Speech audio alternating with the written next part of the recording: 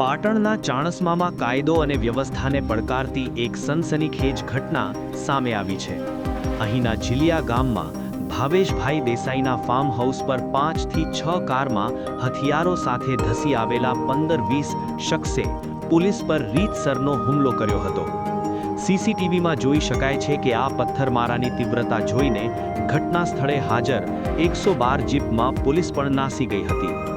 આ અંગે પોલીસના જણાવ્યા અનુસાર આ સમગ્ર વિવાદ રામાપીરના મંદિરના નિર્માણ માટે ફાળો ઉઘરાવવા બાબતે થયેલા મનદુખનું પરિણામ છે। આ મામલે પોલીસે ગંભીરતા દાખવીને 2 અલગ-અલગ એફઆઈઆર નોંધી છે। એક ફરિયાદ ફાર્મ હાઉસના માલિકે અને બીજી ફરિયાદ પોલીસની ફરજમાં રૂકાવટ બદલ 112ના ઇન્ચાર્જે નોંધાવી છે। પોલીસે કોમ્બિંગ દરમિયાન 3 શખ્સની અટકાયત કરી છે, જ્યારે એક વાહન પણ કબજે લીધું છે, જ્યારે બાકીના આરોપીઓને પકડવાના ચક્રો પણ ગતિમાન કર્યા છે।